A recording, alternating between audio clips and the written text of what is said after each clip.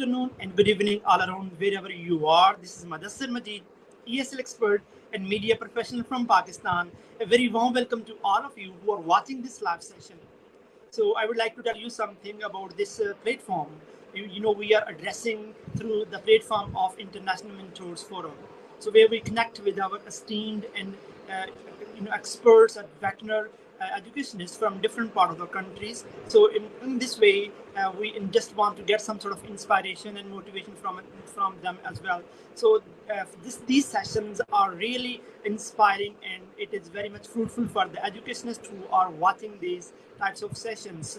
So we have, in this regard, I have invited Dr. Mirela-Dana from Romania, but she is currently teaching at Qatar.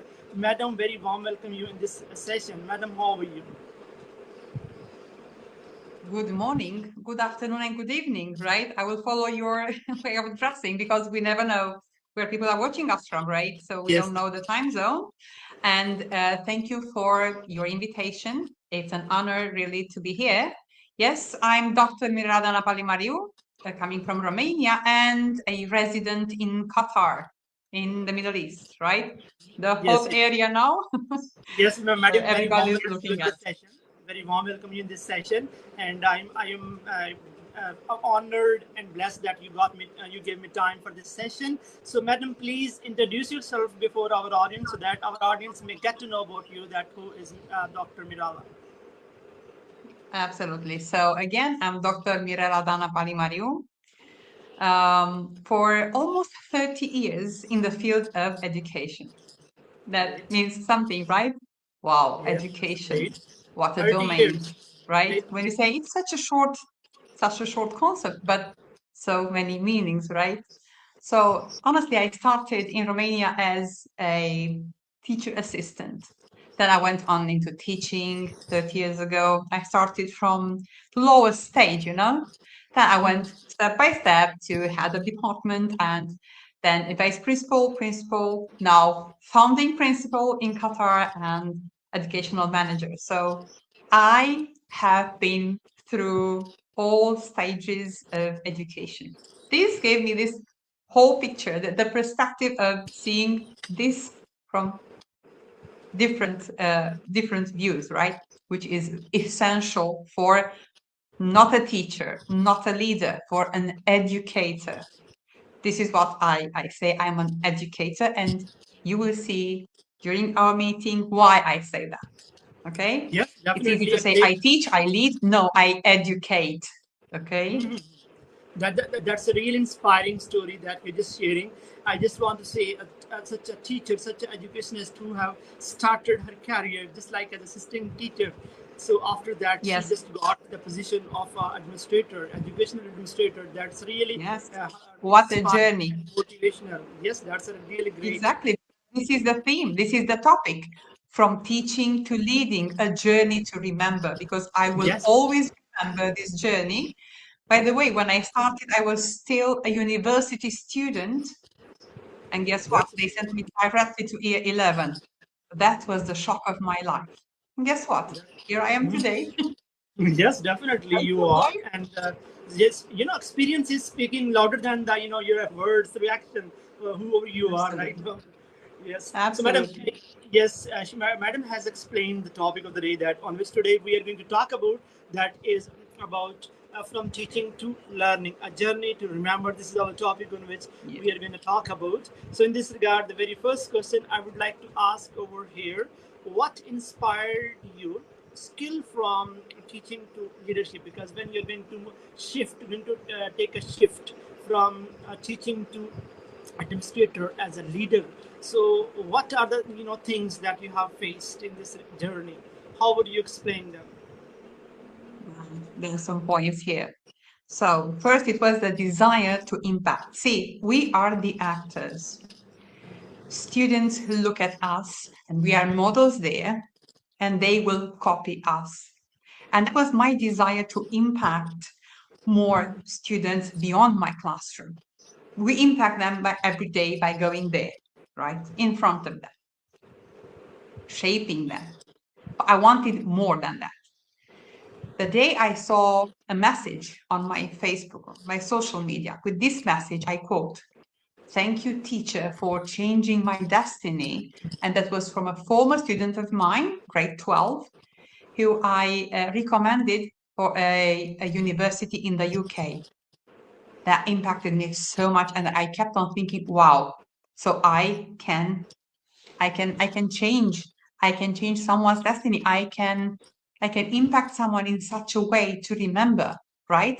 So I wanted more than that. So I wanted to impact more classes. But who was there in those classes? Teachers. So I wanted to shape the teachers to model more, right?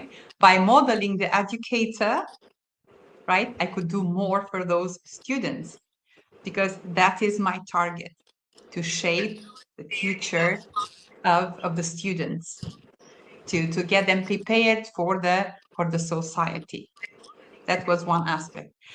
Another one was seeing the gaps in the support of teachers and students. See, in those days, like 25, 30, 25, 20 years ago, AI was out of discussion. Nobody could ever think of that. And honestly, I saw a PC first when I was a student, university student. Okay, so imagine that the support for teachers, like technology, was not there. So they needed more support. So I thought, what can I do to support them in their teaching? Okay, because you need to know that I'm coming from a former communist bloc. Okay, where the teaching was for masses, for everybody. So somehow I needed to change my perspective totally when I came to the Middle East, to private, international, IB, American or British. Okay, so I needed to find those tools to support teachers and students to make the lessons more attractive. How? By using technology. And I felt that that was kind of a gap. So I wanted to contribute to cover that gap. And last but not least, wanting to mentor teachers.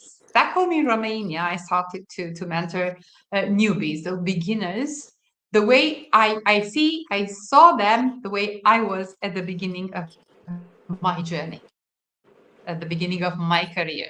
Okay. So I started mentoring. I was a mentor, a trainer in Romania, and so am I here. Honestly, and I know this is something to laugh at, but when I first came to Qatar and I saw and heard ASAP, I thought, shoot, I didn't take this course. Can you imagine what level I was at? And then to realize that this was an acronym, and imagine where I am today. So all these steps had to be addressed. So mentoring teachers, training them to meet the expectations of the standards in an international school. It's something I love doing. Okay, because it's a challenge, and I love being challenged. Yes, definitely. And you took it challenge and you became successful in this regard. Just when you're going to move from your hometown, or in hometown to another part of the world, to show your identity, that who you are, and you excel the things that you got and whatever the God has bestowed you. So you are over showcasing those talents and those faculties that you got it. So that is really impressive as well. So in this regard, in every success, there are some of the challenges that people face. So in this regard, I just want to ask you that what sorts of challenges that you faced during in attaining your desired goal or the success? Right, that's a very sensitive question, and I have two perspectives now. I had one challenge back home in Romania, where I want to tell you that when I was appointed a principal in Romania, I was the youngest in the country. I was 32 years old. So imagine that I had to build my credibility for the role. It wasn't easy. Yes. It wasn't easy. Yes, but I succeeded. I was there for many years as a leader. Okay, so that is a main challenge here also, because in Qatar, sorry, the law, the regulations say that you need at least 5 years of experience in senior leadership, not middle leadership, senior leadership, in order to get the position of a principal, of a school principal. So that's another challenge, the credibility, and coming from a different system. But I was lucky enough to have people who trusted me. Okay, so then I succeeded. Another point was making different decisions. You cannot make everybody happy 100%. It's impossible. Okay, there are moments you need to make decisions. And if you want an example here, it's when you see in a school, when you give like some warnings. First, they are verbal warnings, but then it comes the email, and then you are in the position of telling the teacher that this is not the proper way according to the school policies. And these are the moments when your role becomes, when people literally hate you. But you need somehow to find the balance. And even if you're telling people that it's not okay, and this comes under a sanction, it's very important not what you're saying, but how you say it. Okay, to say it in a professional way so people will understand your point. Okay, last but not least, let me see. The empathy. Okay, so you need to maintain a balance between the role, the responsibilities of the role, and the empathy. It's very important because teachers are people, and you never know their stories. Every day, every morning, they come with a different story, and you just don't know what's going on. Okay, so you need to handle. There are cases when parents just leave a note to the teacher and tell the teacher, handle with care. It means something went on there. So you need to be careful. We don't know what they are dealing with, and they deal with hardships. And you need to be very careful and be empathic with these people. And meanwhile, being a principal or the head of the institutions, uh, you face a lot of challenges in this regard. That there are some of the teachers who just, they are very good in teaching, but sometimes they show their laziness. That if we would put more focus, what it would be, though we can get set the salary, whatever they are giving. Though sometimes they are complaining that I'm not getting the appropriate salary. So yes. And then still I'm just working Sometimes on it. they feel frustrated. Yes, frustrated, but they are not paying more attention on their teaching methodologies and trying to improve their teaching standard and all that. So that is a big challenge as well for you, how to tackle them as well. So you might have your own style to tackle them up. Yes. So yes. So I'm the leader. I always say I'm the leader, or I want to be the leader. I would follow. Keep on asking myself, is this what I would do as a teacher? Would I follow myself? No, then that decision is wrong. I need to go back and reconsider my points. The key word there is empathy. Teachers are not all of them are wow, so well prepared. Some of them, imagine, come to the Middle East and they teach here for the first time. They don't want to show they are scared, but you can feel. But the thing is that you're taking the work by just giving them some motivation and some showing apathy or something like that. So that is also good gesture that you're just giving your hand there. Absolutely. Yes, that's a great thing. So I just want to ask you the next question: that what key lessons did you learn while transitioning into your to your leadership? Because there are different things that going on. Meanwhile, when switching from teaching lessons to giving lessons to the educationists, that is a transition, I would say. So in that particular transition, absolutely. So what have you been doing? How have you been showing your leadership skills and all that? Right. It's the best scenario is to become a leader from a teaching position, and I'll explain why. I'm coming from a teaching position, so I'm very familiar. I'm very familiar with the challenges, with the everyday challenges of the teachers in the